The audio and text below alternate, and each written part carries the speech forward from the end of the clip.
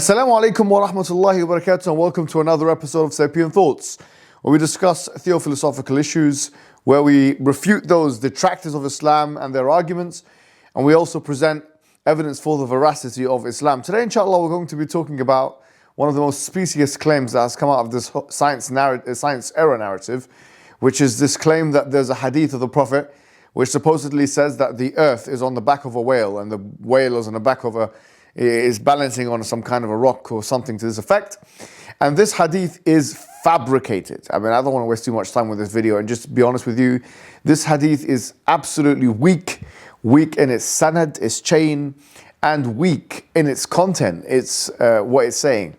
I mean, if you look at the sanad, let's start with that, the chain of narration, we'll know that it has in it Abdullah bin Wahab, it has in it Abdullah bin Ayyash, it has in it Daraj ibn Sam'an, it has in it Abdullah ibn Sulaiman al-Tawil, and all of those individuals, all of them, without exception, are weak narrators. And in fact, Ibn Kathir mentions in his Bidayah wa Nihaya, at the beginning and the end, that this is a fabrication that is taken from the Israeliyat, from the kind of tales of the Judeo-Christian tradition, or those individuals from that tradition. So this is something which is absolutely fabricated, it's weak in chain, it's weak in narration, it's weak in content. Because no doubt this is some kind of a mythological hadith. But why can't you find something like this in the Quran? This is really interesting. I mean, it's so easy for everybody, I think, that accesses this kind of hadith to know that this is absolutely unscientific, and whatever you want to say about this, you can't really, it's indefensible really, the metan, the content of this hadith. And why can't we find something like that, so glaringly, obviously, against the observable reality in the Quran and the authentic Sunnah? Why do people have to resort to getting something which is fabricated in order to make a case against Islam?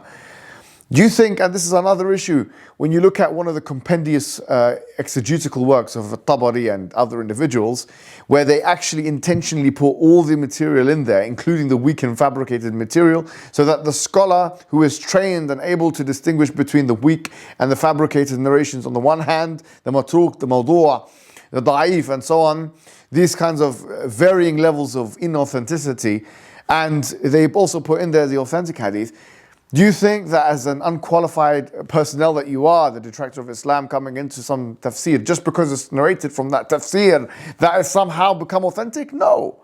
This is not how it works, and this is why when the untrained hand reaches into the scholarly works of the Muslims, this is the kind of blunders that they make. But in fact, what they show is that they have to desperately resort to these kind of fabricated narrations that nobody accepts as absolutely embarrassing narration. But why can't you find something so glaringly against the observable reality as this? There's nothing that you'll find in the Quran, and once again, the authentic Sunnah, that is like that. But nice try.